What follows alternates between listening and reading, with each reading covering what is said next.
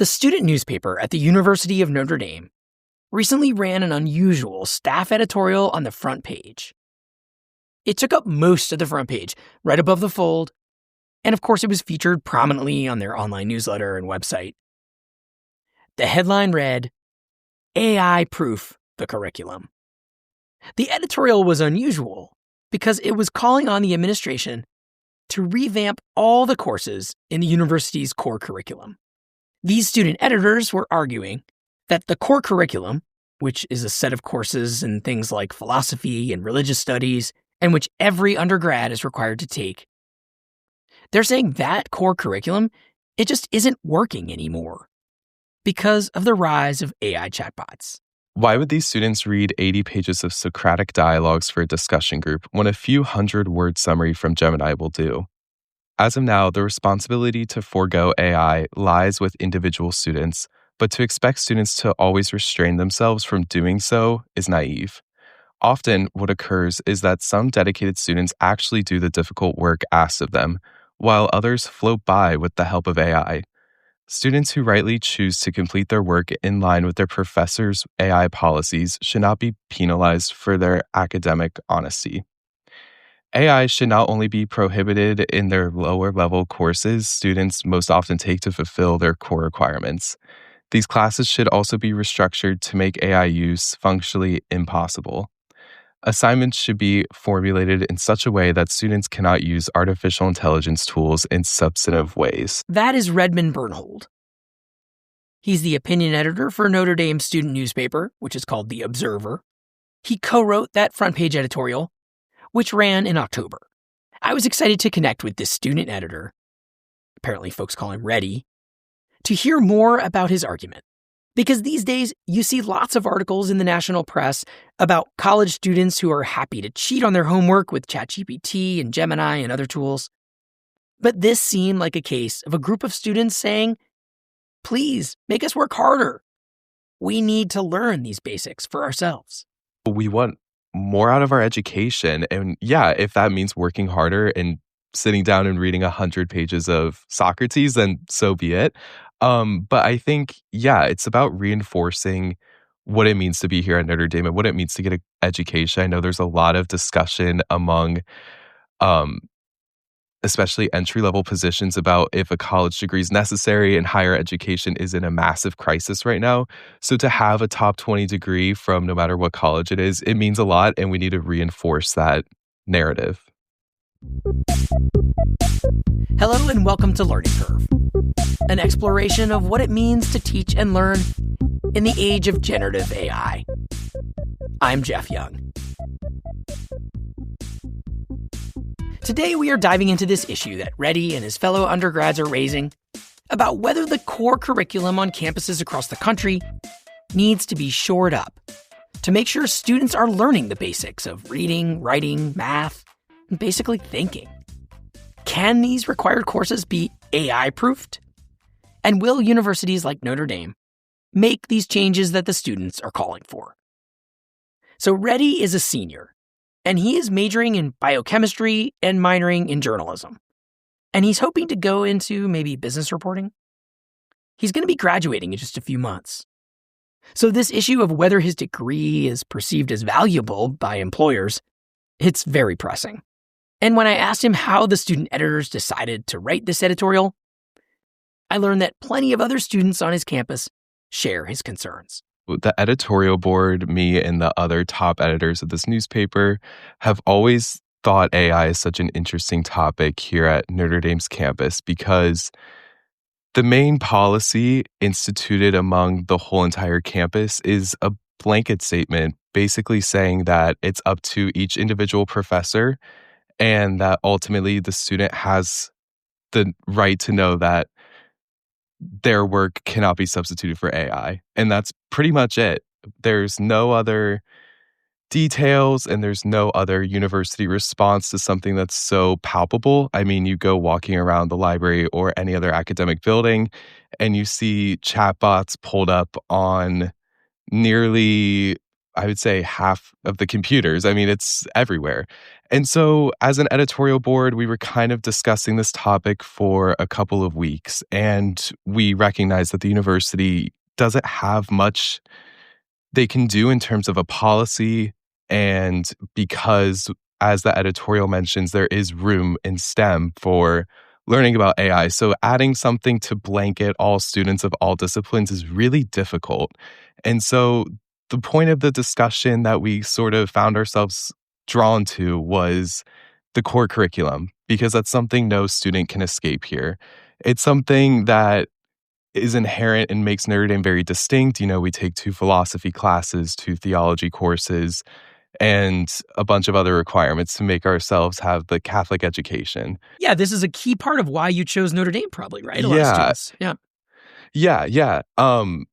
And a lot of the times we're seeing AI use, as I've seen in your podcast, and I think this is holding true in Notre Dame too, is that a lot of students use it in courses that they feel like don't pertain to them or that aren't important to their career. And because the core curriculum inherently makes you take courses that don't align with what you want to do in your future, it's important to keep that robust and to keep that a part of why you're here.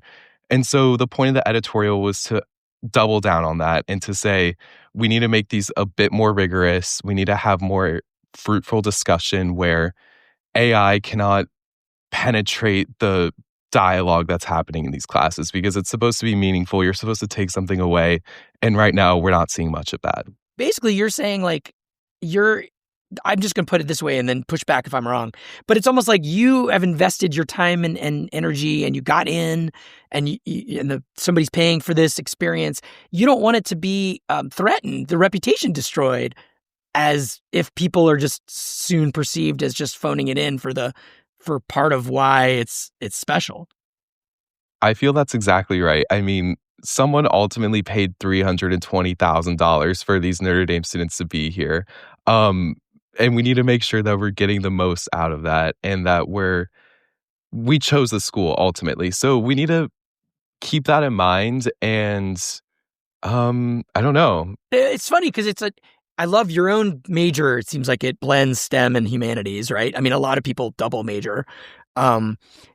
Why do you think it's important to have the core curriculum? Like, how do you see it? If not, because there is that perception that I heard at the University of Minnesota over and over again of like, I don't need this. If I'm going to be a sports management major, why do I have to take a geography course or geology or whatever it was? Saying like, I know that I don't need this. I'm phoning out of it. I'm going to chat about it. So what is your case to that student and other students of like, why should you need these courses in philosophy and theology? Yeah. So one of the earliest times that I was at Notre Dame, I was in this class called Moreau, which is standard for all Notre Dame first years to take. And this quote kept coming up, and it's something that Notre Dame family grader takes in very personally. And the quote is, "The mind will not be cultivated at the expense of the heart." And that is, I think, part of like why the curriculum is the way it is. We are ultimately trying to be educated not in Catholicism, but in a Catholic education, which means the scope of humanities and STEM, and also virtue. I think virtue is one of the biggest things that makes Notre Dame so distinct from other top colleges. We learn what it means to be a good person, where our places in society, and among all of those, service is a big thing that a lot of students take with them outside of here, which is great. So it's this massive blend of what it means to be fruitful in society and to have a clear direction once we leave South Bend, Indiana. Yeah. So you buy it. Like, you want this, right? Yeah. AI proofing the core curriculum, to me, yeah, I think it's a great idea. I think the core curriculum forces a lot of students into departments that they wouldn't find themselves in otherwise. And I know that's true for me, and that I probably would not have taken a philosophy course if it weren't for the core requirement. But I have ultimately picked up more philosophy classes since I've taken it. I found it to be an interesting topic that I resonate with. But I know a lot of people I talk to and some of my friends also see it as a burden sometimes where they're packing their schedules in for 18 credits and 19 credits for the core curriculum. And I think now as students, it can be very difficult to see how it's beneficial outside of Notre Dame because we're seeing it just as something we have to be in and complete rather than something we can take from and take meaning out of, substantive meaning out of. And yeah, I think it'll translate well into the real world. It's just very difficult for students to see that outside of Notre Dame. But my dad, who went here, has told me a lot about how his requirements and how his theology and philosophy classes, though he was a business major, were one of the most meaningful ones he's had. This student newspaper editorial got the attention of lots of people on campus, especially faculty members. Because as we have covered in this podcast, lots of professors are worried about these issues too, about whether students are really learning these days and whether AI could be an existential threat to higher ed. In fact, one professor at Notre Dame who read that editorial, he felt so moved that he reposted it on LinkedIn with his own commentary about it. That professor, his name is David Griffith. He teaches English at Notre Dame. And he wrote on LinkedIn, "I applaud the editors, and I think what they're calling for is absolutely reasonable and achievable." It was reasonable. I think it's a reasonable thing to be worried about. I think it's a reasonable thing to be concerned about.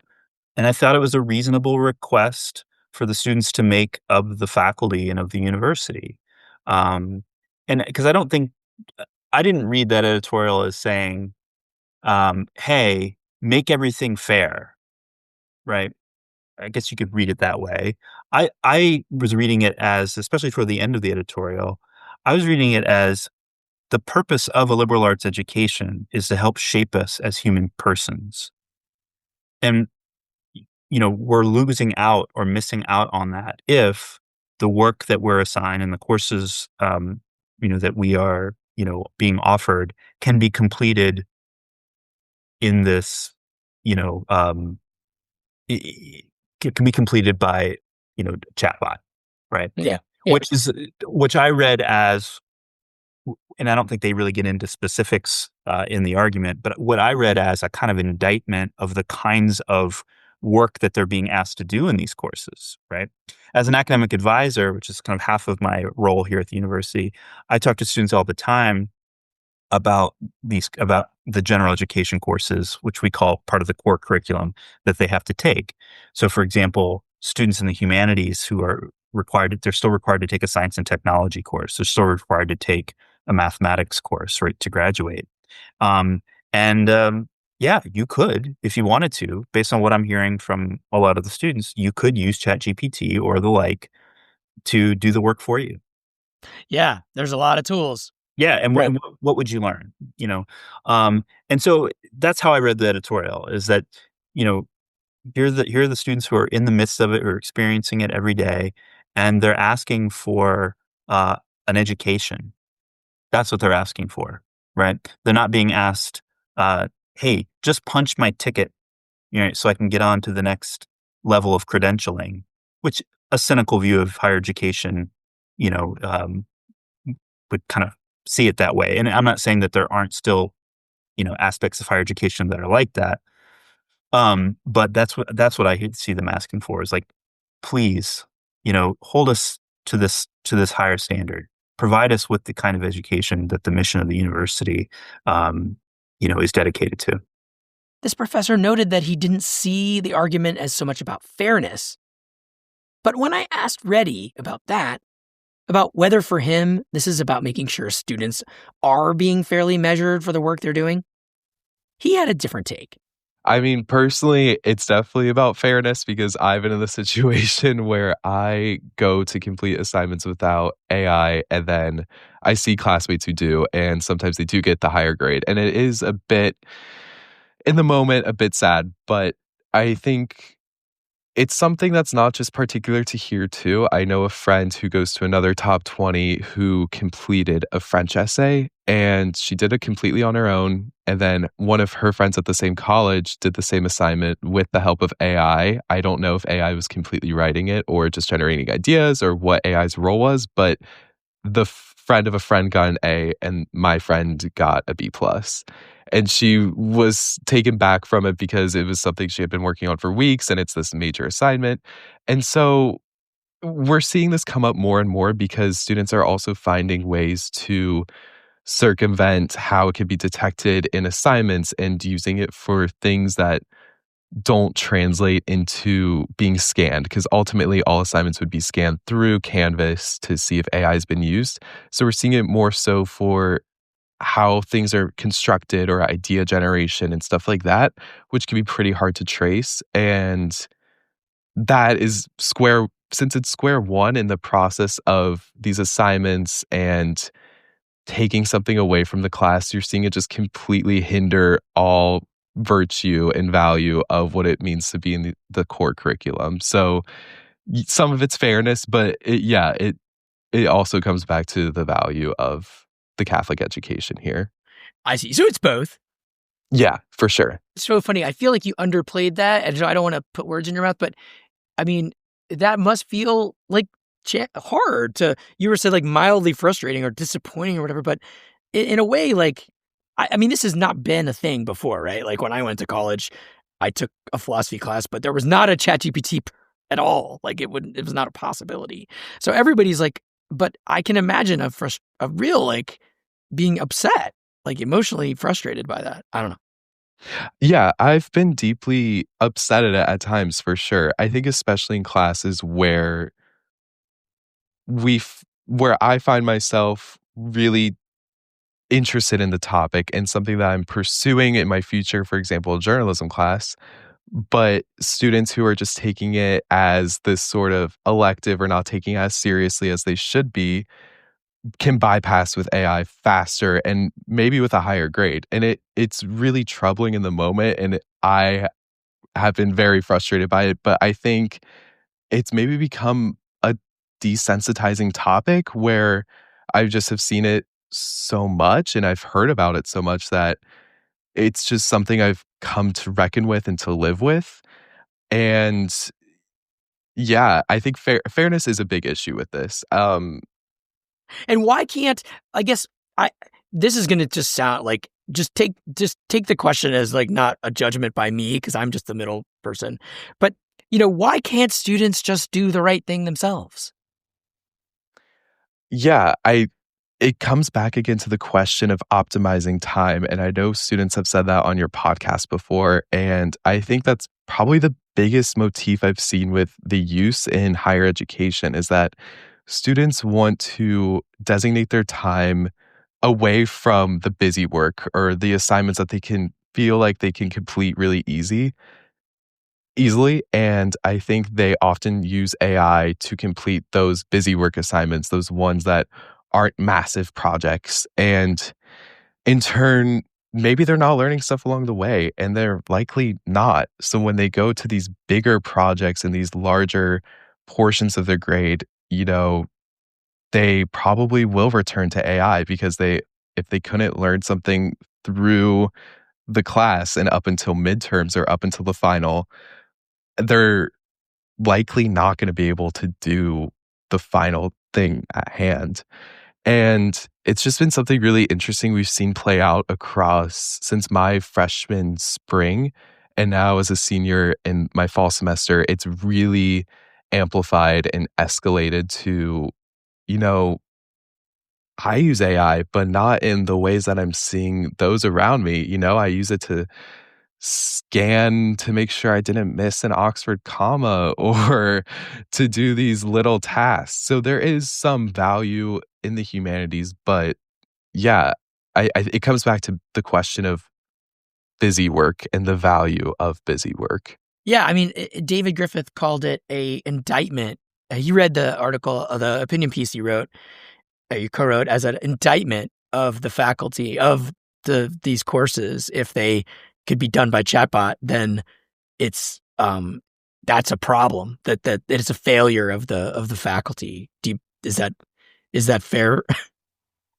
Yeah, the last line of the editorial mentions that this is an institutional failure if it's not adequately addressed, and that if students were to go away from this campus without having a Catholic education and holding this core curriculum to the value of the outside world, it is a failure. So I agree with that. I think it's largely what makes Notre Dame Notre Dame. After the break, what is Notre Dame already doing to try to AI-proof courses in the core curriculum? And what is the administration's response to this student editorial? Stay with us.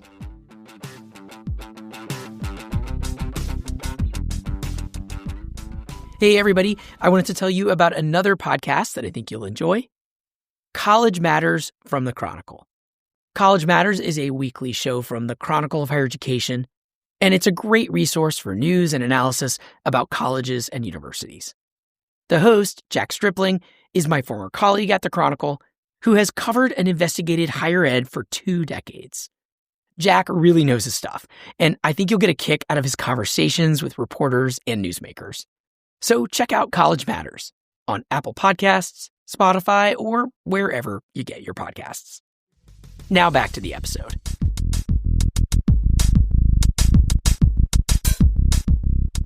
Not surprisingly, the professors and leaders at Notre Dame, they were already thinking hard about these issues, about how to respond to generative AI. In fact, Dave Griffith is working on an experimental course for freshmen that really does address this AI question. It's called the Hypatia Scholars Program. It's a program that incoming students to the university apply to. This is the first year of the program. The eligibility is that you have to be majoring in a STEM field. So sciences, engineering, psychology, neuroscience. And you also have to be very interested in the humanities. So thinking about the ways in which the humanities and the sciences are in conversation with one another. There are only 45 students in this program, divided into 3 sections. So that means each class is just 15 students, so they can have an intimate discussion. The title of the class is Nature, Technology, and Humanity: Artificial Intelligence and the Soul. And the reading list includes Plato's Phaedrus, Mary Shelley's Frankenstein, and a more recent sci-fi book on AI, Clara and the Sun by Kazuo Ishiguro. You might remember that book actually came up on episode 2 of this podcast series. Dave is teaching one of the sections of the course, and he sent me the full syllabus. And I was really struck by the course policies around AI use. You require the students to buy a printed book, the same copy. And when I was in school, there were definitely and when I was in college, there was buy the right edition so we can be on the same page. But you're very clear in this you and your co-teachers are, make sure you get the printed copy, and for the readouts that are on PDF on the Canvas system, print them out and bring them. Why this focus on print? Yeah. Well, I think the first reason, and this, I'm just going to speak for myself for a second, is that the engagement with the physical enhances retention, right? There's been lots of studies over the years about, for example, note-taking. Physical note-taking, pen, paper, pencil, and paper is a way of making concrete, right? Making it stick is a phrase that you hear sometimes, and people have talked a lot about how do you make it stick as an educator. But that's the sure. thing, is marking up the text, annotating the text. This is yours. Leave your indelible print upon it. Even if you return to it 25 years later and look at your marginalia and say, oh my gosh, what was I thinking? I was such a baby. Yeah, well, sure, that's inevitable. But I think I've done that with some of the books that my shelf. Yeah, absolutely. So what we're saying to the students is that this is a tried and true method for engagement, right? Yeah. So we're not just passing our eyes over words, right? But we're actually, and this is the way that I think about it and talk to my students about it, but in some cases we're actually, if you could, much like someone running a printing press, you're actually picking up each word and setting it down. You're weighing each word. You're thinking about the order of the words in the sentence, right? You're not just thinking about, its paraphrasable, meaning or a summary that, the AI could do for you, right? In fact, whenever I download a PDF onto my computer, Adobe pops open and says, hey, would you like me to summarize this for you? And it's so tempting to say, Right. yes, please. please take this burden from me, you know?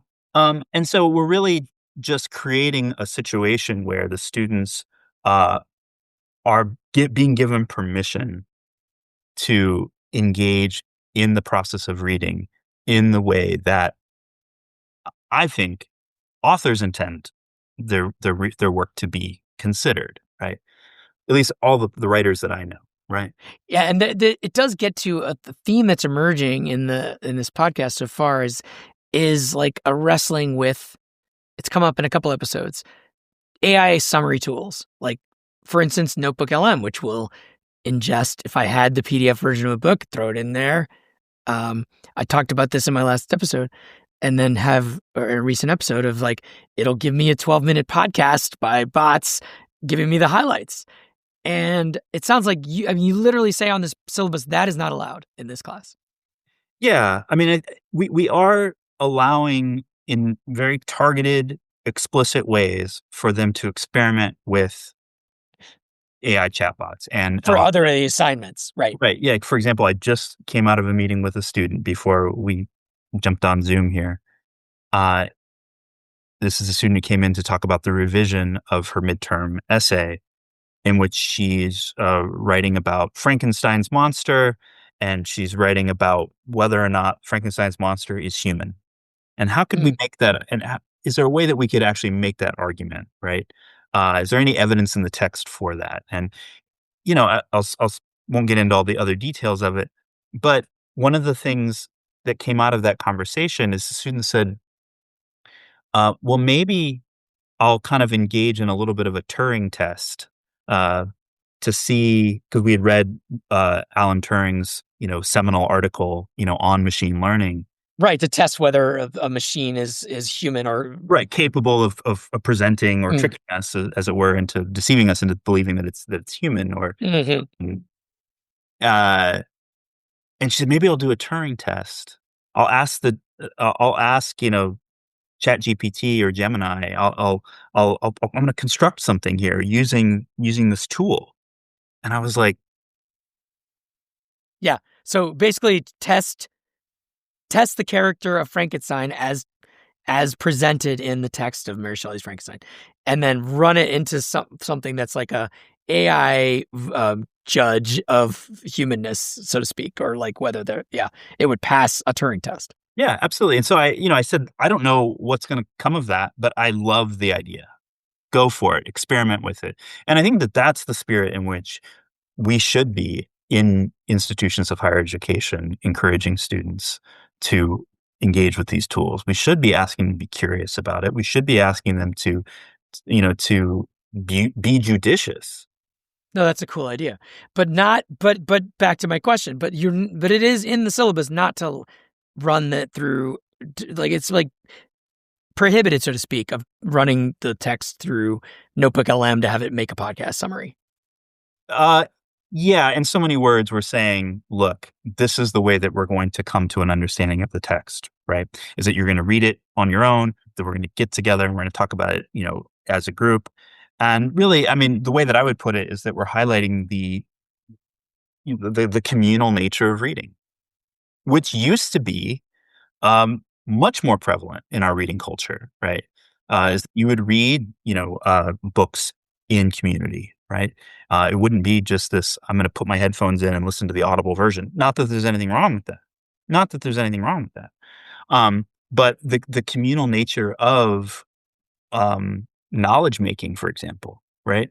Knowledge is something that we create together often as communities. We have this whole notion, what very a kind of mythological, kind of notion that great ideas only come from singular geniuses. So, what do you think it will take to do? And it's not just your own institution, as you know. This is a national effort I'm doing here. So, this show.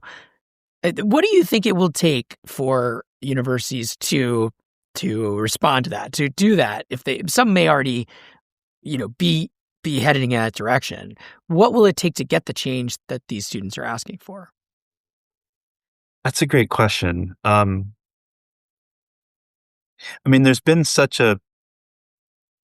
there's been such a campaign over, I think, the last 20 years to discredit institutions of higher education. Not to get too partisan political here, but this has been a campaign, on the part of one party really to discredit what institutions of higher education do.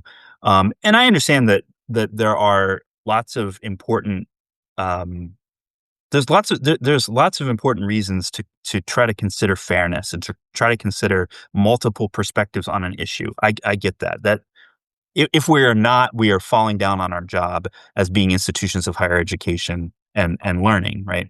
That is for sure.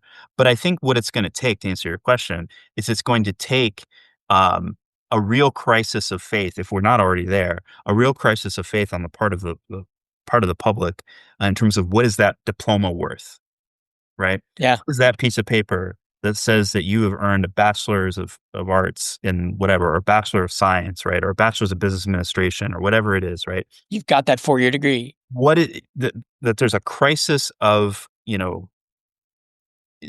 that says we don't really think that it's worth anything, right? Because all of the work has been done by a machine, right?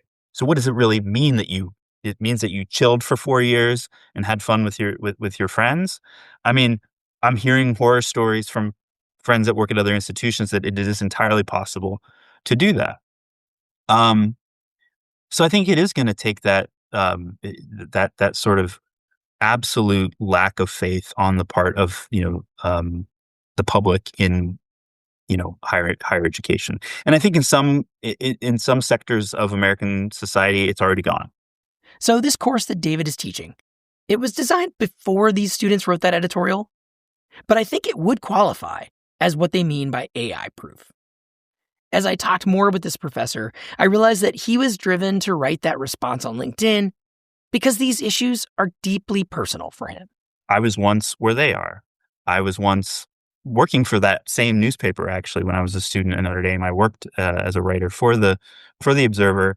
And cool. I just kind of feel like it's my duty to pick up the newspaper when it comes out, read through it, and take the students seriously. Because that's the other thing that I think, and this doesn't come into the editorial, but like the paranoia that it creates, that things like AI and ChatGPT and Gemini and all these things create amongst faculty, is that it's like, well, how do we know that the student's actually doing this work? How do we know that this is their work, right? Right. It calls into question, intellectual integrity, completely. And so in that way, this is going to be, I hope, and thank you for taking interest in the this kind of conversation that's going to happen between the students and the faculty and the administrators of the university. We're going to get through this as a community, and I think other institutions are going to have to figure it out, for themselves. But I don't know. This is a good first step, at least, is that the students are desiring it. We're listening to them. We're coming back to the table and said, well, what about this? How does this, how does this sound? How does this feel? Okay, so there are a few experiments at Notre Dame. But what has been the official university response to the students' editorial? I wanted to talk with someone directly involved with planning the core curriculum to see what they say about this call to AI proof it. So I connected with Mark McCready, who is co-chair of the core curriculum in undergraduate education. He's also a professor of chemical and biomolecular engineering. Well, I can certainly say that the large language models and the way they interact with students is a concern for our educational process. And for sure, we need to adapt what we do in light of these models and of these tools. The thought that I could AI proof anything would mean I would have to, at a surprise moment, confront a student verbally away from everybody else and start asking questions. And then I could find out what you can do without any help and without any, pre-planning. But as far as structuring a whole course in such a way as to AI proof the course, that sounds pretty much impossible. I see. Let me just understand you. You mean like doing a kind of oral exam that would do it, is what you mean? Yeah, I Like could to, find out what you know in an oral exam. Um, but I can also find for engineering. I teach engineering, and we've always had closed book tests in yeah. classrooms and final exams, and so all of the testing, as far as what did you learn, kind of questions, it doesn't really need to change for us in that sense. How what tools you use outside and how I interact. I want to interact better outside of class and in class so that you can use the tools more effectively to learn more. But that's, I mean, again, that's in some sense confined to the narrow fields where we basically do in-class tests. But going back to sort of the more fundamental question here is, could I restructure the core curriculum in such a way that it would be AI proof? And again, I'm pretty much back. If we were teaching theology, I still don't see how I can AI proof it, other than you have to come to class and write something or answer something completely without any chance of outside tools. And my colleagues in the humanities would tell you that this long form writing where you analyze a problem, you think about it, you make an outline of your ideas, you do some writing, you get feedback from the instructor, you try some more things, and then at the end of the day, you produce this final project, which may be 20, 30 pages or something, is really essential to developing your thinking in these fields. It's both what you understand of the existent knowledge and how you synthesize it yourself. And so that can't all be done in just a 50-minute or hour and 15-minute essay in class. I mean, you just that's got to be something that's a multi-week project. And so trying to get students to do some kind of a pledge that I will not take any information from that. So that's sort of ridiculous given all of the things that the world gives you. I mean, we've all been Googling things for almost a decade, right? So we get that. And then 2 or 3 years ago, or maybe 5 years ago, they would just check your syntax and your grammar. And now, of course, it'll rewrite your paper. But so those tools have been developing over the past decade or so. And so I see them as tools to make us better educators and the students better learners, and then ultimately better productive citizens, right? So our challenge is to do that, not try to find ways to prevent students from using the tools that exist. No, I love the practicality. Your engineering mindset's coming through there. I can feel it. Of like, well, if the goal is to have this like deep thinking that a 6-week long project or some number of weeks would let a student mull over and write an essay. That's the old way. That's the dream. And the way it was before these tools could do that for you, could write a paper that looked passable. So, but I did see I did also hear, you might have seen this, there was a LinkedIn post by an English professor there, David Griffiths, who noted that he argued that what they are calling for is absolutely reasonable and achievable. And I think he's involved with an experiment there in not in the whole core curriculum, but in some classes that he doesn't allow any AI use in for and they're encouraging some AI experimentation, but they don't allow they make everybody buy print books. And they print out the PDFs of things. So they're trying to find experimental ways to alter assignments to, and so I guess I do wonder if maybe we don't know the answer yet, but if this call to like do something to find a new way to make it so it's not just a pledge that the students have to take or that they have to just stop themselves, but that there's some new assignment model that comes out of this that tries to address it. Do you think there's a way to kind of to reform the curriculum in some way based on AI?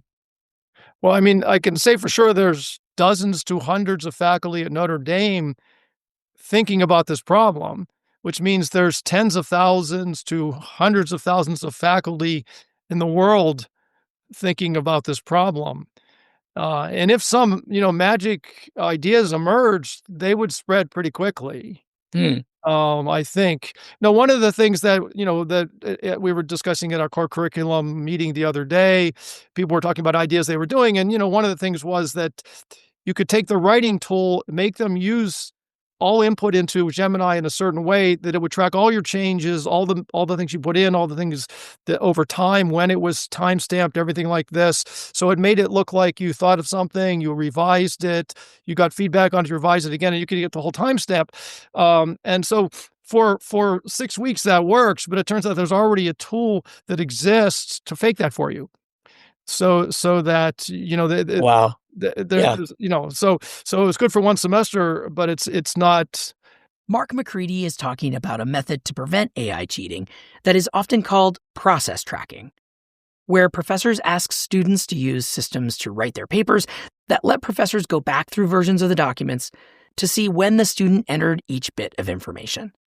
If you've ever used the version history on Google Docs, that could work. And this is something that some professors around the country have been trying to AI-proof their courses.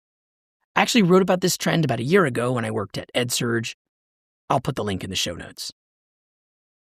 And I learned at the time that some professors are kind of worried about this idea because it sends this message that they don't trust their students. And new tools have been coming out that defeat the process tracking by using AI to simulate typing character by character so that the version history looks human, even when it's done by a bot. At some point, you could say the students really are cheating. And that would be one where I'd say, look, if you're trying to circumvent this time stamping thing, that would, in fact, be cheating. And so, we wouldn't expect that would be everybody would do it. But it still doesn't solve the problem, right?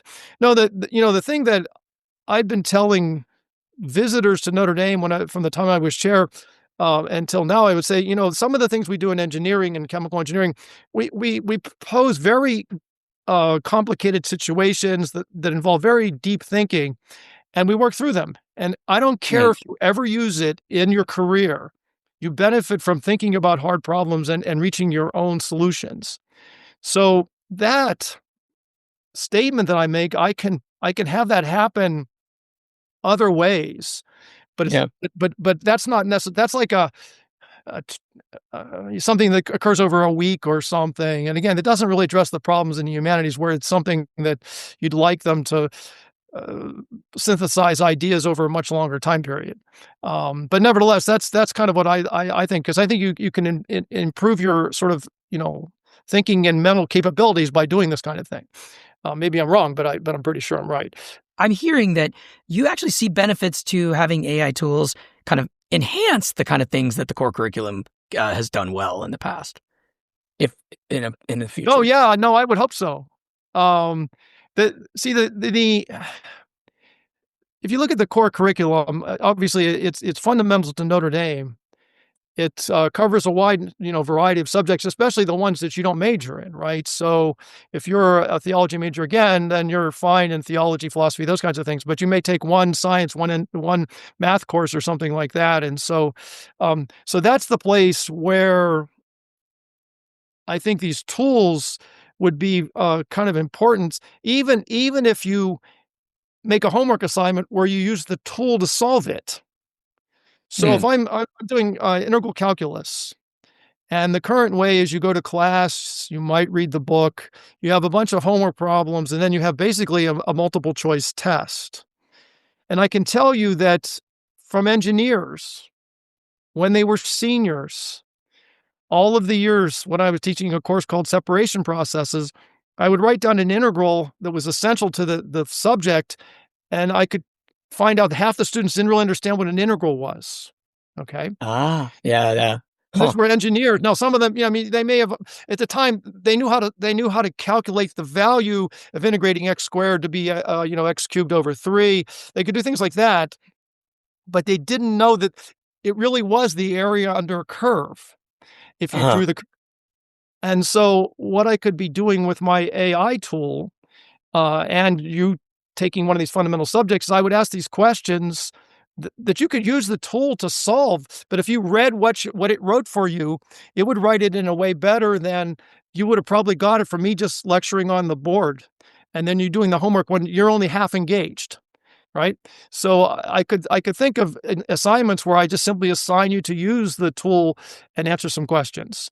And it seems like we could do something with Thomas Aquinas too. If we were, I just again not my field, but you could be using the tool, and then for sure when they leave here, if they want to be productive engineers, sociologists, humanists, or citizens of the world, that tool's there for them. And so we should definitely engage it intellectually in college, not just superficially. And so we want to make that tool the most useful for them in the future. And so that's what I would like to see them do. So I think there's a lot of thinking, and a lot of people are thinking about it, but I don't think it's, from a practical standpoint, just trying to keep it out.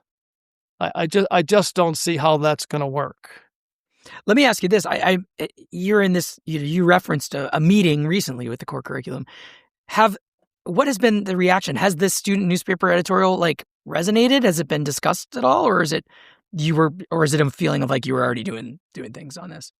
Well, when I saw the editorial, I sent it out to everybody in the committee, and so we started a discussion about the editorial. But I mean, there's definitely faculty at the university are doing everything they possibly can to keep it out. And as much, I mean, I don't. That's fine if you think that's going to work for you. That's fine. I don't see how it's going to happen across the curriculum. But so it's problematic to many people, and other people. Again, people have tried different ways of dealing with it. But I think from engineering, as an engineer, I was like, this is a new tool. I got to figure out how to use it in the best way possible. But that would be one extreme, and the other extreme is people saying, no matter what, I don't want them to use it. Right. And so all of those opinions are expressed, but across the board, whether you're on one side or the other, everybody's thinking about it, right? Right. And so what I'm hoping is some ideas start to emerge that are as basically best practices, right? I mean, I think that's where we are.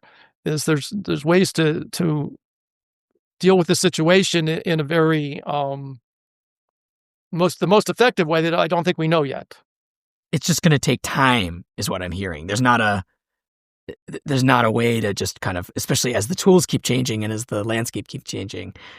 It's not as if, because I feel like it could be seen as like an indictment that you guys aren't doing your job as a university to kind of keep the curriculum guarded, but that's not the way you see it. Well, I think it's essential that we keep the educational advancement of our students guarded. But I need to take the big picture view of it. And so, if I don't know, I don't know the answer to the best way to deal with it. And if I'm listening to anybody who's got ideas, because I think it's important. The way we would deal with it in engineering is going to be different from how you would deal with it in philosophy, I suspect. And this issue of writing, this kind of is at the point of the spear with writing, because it's very clear that the major way we communicated to other people in our professional jobs was we wrote something. I mean, you're lucky if you get to tell them things, right? And obviously, there's an advantage to being really good at speaking and those kinds of things. And so there must have been, along the way, when we learned how to write, different people learned different things along the way. That's definitely a skill. And it's both the synthesis of the ideas as well as the, production of the text, right? That, is grammatically correct, but also interesting to read. And so there's a whole bunch of skill involved there. And, if you take your chat and you give it some prompts, it does amazingly well. And even more, I would say, at technical things. Because one of the other courses I teach is the seniors chemical engineers in a lab course. And we tell them, you can use all these tools, just tell us you use it. And, when they give me a report that's been completely overgone by chat, it's as far as as a technical engineering report, it's pretty good. It doesn't, I can see how, when you do sort of other things, you can see industrial edges on the text. It doesn't sound like you can tell it's not written the same way. But in a technical writing, we're very much trying to get to the point efficiently. And so it's pretty good at that. It may have completely nonsense if the students gave it the wrong ideas. It's nonsense, but the actual technical writing is there. So it's really hard to figure out. The writing part to me is harder to figure out than the engineering part as using these tools, because I just think there's a way of thinking there that did grow from how we learned how to write, and if we don't do it, I think something's really going to be missing. I just don't know exactly what or how. I have to say, I was surprised at how much this longtime scholar sounded pretty upbeat, that professors in colleges are going to figure out new ways to teach and new ways to assess what students know to adjust to the presence of AI chatbots. I mean, this is pretty exciting, actually. I've always embraced change. I mean, as an opportunity, the new things have come along. I had a slide rule. I had a calculator when I first went to college that didn't have floating point in it. I had computers that I had punch cards. Wow. And so I've enjoyed all of these new tools that we've gotten to do all the things we do better, and be able to be more efficient. And that's one of the things is this question about, can I use AI to grade something? Well, at some point you're going to ask faculty to be more efficient, because of the costs of everything, right? And so at some point you would expect that faculty would have to use these other tools just for grading. So, I mean, obviously they're responsible at the end, but so there's going to be some changes here that are going to shake up a lot of people a lot of different ways. And it just seems it's going to be fun. So the students are not getting exactly what they want right away, but it sounds like they are being heard, and that this process is just going to unfold slowly over time, even as these tools seem to come out faster and faster. I'd love to hear from you. If you have an interesting story to tell about AI in education, send me a note to jeff@learningcurve.fm.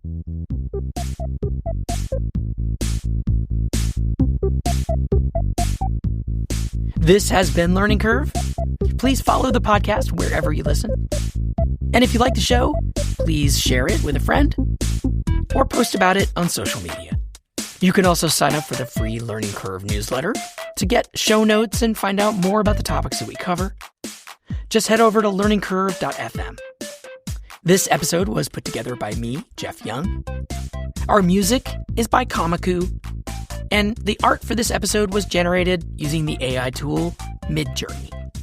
We're going to be back in 2 weeks with another episode. Meanwhile, have a wonderful Thanksgiving holiday, and thank you for listening.